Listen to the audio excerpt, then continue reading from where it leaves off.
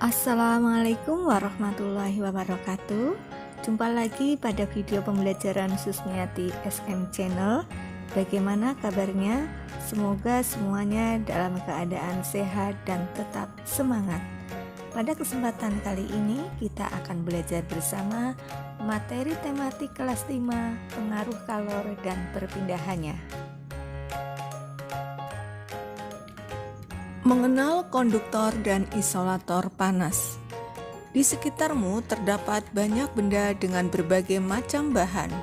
Pemilihan bahan didasarkan pada sifat yang dimiliki bahan tersebut. Misalnya, benda yang dapat menghantarkan panas dan benda yang tidak dapat menghantarkan panas. Ada benda yang mempunyai kemampuan menghantarkan panas dengan baik. Ada pula benda yang tidak dapat menghantarkan panas. Bahan yang dapat menghantarkan panas dengan baik disebut dengan konduktor. Bahan yang tidak dapat menghantarkan panas disebut dengan isolator. Sedangkan ada bahan yang sedikit dapat menghantarkan panas yang disebut dengan bahan semikonduktor. Yang pertama, benda konduktor. Bahan atau benda konduktor yang sering digunakan dalam kehidupan sehari-hari biasanya terbuat dari bahan logam. Panci, wajan penggorengan, dan beberapa peralatan masak di dapur terbuat dari logam. Jenis logam yang paling sering digunakan untuk membuat alat-alat tersebut antara lain besi, aluminium, dan tembaga. Bahan yang tidak dapat menghantarkan panas disebut dengan isolator. Beberapa bahan yang termasuk sebagai isolator antara lain adalah kayu, kain, dan plastik. Penggunaan bahan-bahan ini banyak sekali dijumpai di sekitar kita. Yang ketiga, benda konduktor dan isolator.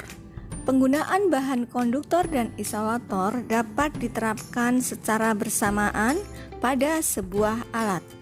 Perhatikanlah gambar di samping ini. Panci yang biasa digunakan untuk memanaskan air ini terdiri atas bahan yang berbeda. Ada bahan yang berfungsi sebagai konduktor, ada yang berfungsi sebagai isolator. Pada gambar tersebut terlihat bahwa penggunaan bahan isolator berguna untuk mencegah panas dari sumber panas dialirkan ke pengguna panci. Aliran panas tersebut berhenti pada bahan isolator karena bahan tersebut tidak dapat mengalirkan panas secara konduksi dari sumber panas, sehingga penggunaan bahan isolator terutama untuk melindungi pemakai alat agar tidak kepanasan dan dapat menggunakan alat tersebut sebagaimana mestinya. Penggunaan benda konduktor dan isolator. Perhatikan gambar setrika listrik berikut ini. Tanda panah dengan huruf merah menunjukkan konduktor, sedangkan tanda panah dengan tulisan kuning menunjukkan bahwa itu isolator. Bagian atas setrika tersebut dari bahan konduktor, sedangkan bagian pegangan setrika tersebut dari bahan isolator.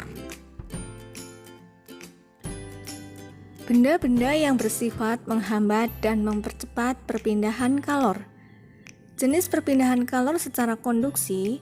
Cara menghambat perpindahan kalornya dengan menggunakan benda-benda yang bersifat isolator seperti karet, plastik, kain wol, dan ebonit. Sedangkan cara mempercepat perpindahan kalornya dengan menggunakan benda-benda yang bersifat konduktor seperti aluminium dan besi. Sedangkan konveksi, cara mempercepat perpindahan kalornya dengan memperbesar sumber panas seperti menambah jumlah kayu bakar agar api semakin besar. Sedangkan radiasi, cara menghambat perpindahan kalornya dengan menjauhi atau memadamkan sumber panas. Mengenal sifat hantaran panas benda di sekitar. Yang pertama, benda-benda yang ada di sekolah, yaitu gerbang sekolah berupa besi merupakan konduktor, digunakan sebagai pintu sekolah. Kaca jendela merupakan konduktor, digunakan sebagai tempat masuknya cahaya ke dalam ruangan. Selanjutnya, papan tulis atau sebagai isolator digunakan untuk menulis, sedangkan meja dan kursi kayu juga merupakan isolator, digunakan sebagai tempat duduk. Yang kedua, benda-benda di rumah. Contohnya, wajan merupakan konduktor, gunanya untuk menggoreng makanan. Kemudian panci, cerek juga sebagai konduktor, gunanya untuk memasak sayur atau merebus air. Berikutnya yaitu selimut sebagai isolator, gunanya untuk menjaga badan tetap hangat. Dan yang berikutnya handuk sebagai isolator, gunanya untuk mengeringkan badan. Benda memiliki kemampuan panas yang berbeda-beda dalam menghantarkan panas. Benda yang menghantarkan panas biasanya terbuat dari besi, kaca, tembaga, seng, dan aluminium. Benda yang tidak dapat menghantarkan panas biasanya terbuat dari kayu, kain, gabus, plastik, dan karet. Menjelaskan alat-alat yang digunakan untuk menghambat perpindahan kalor dalam kehidupan sehari-hari. Contoh benda, setrika listrik. Setrika fungsinya untuk merapikan pakaian. Setrika memanfaatkan prinsip perpindahan panas, yaitu konduksi. Sumber panas setrika berasal dari elemen yang dipanaskan. Panas yang dihasilkan kemudian memanaskan alas setrika. Alas setrika merupakan logam yang bersifat konduksi. Agar setrika dapat digunakan, diperlukan bahan penghambat panas seperti kayu dan plastik agar kita dapat memegang setrika. Contoh berikutnya yaitu oven. Oven merupakan alat untuk memanggang makanan, terutama kue. Pada oven terdapat perpindahan panas secara konduksi. Bagian dalam oven tersebut dari bahan aluminium. Aluminium merupakan bahan yang bersifat konduktor sehingga dapat menghantarkan energi kalor atau energi panas. Energi kalor dari sumber panas akan mengalir ke dalam oven sehingga kue di dalamnya menjadi matang. Namun, bagian pengatur suhu bersifat isolator.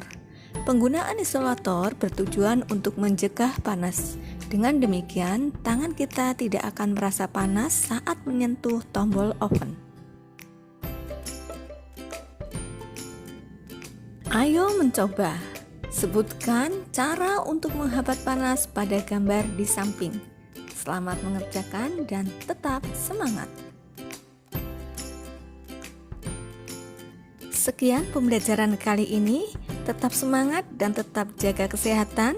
Tunggu dan ikuti terus video pembelajaran berikutnya. Terima kasih. Wassalamualaikum warahmatullahi wabarakatuh.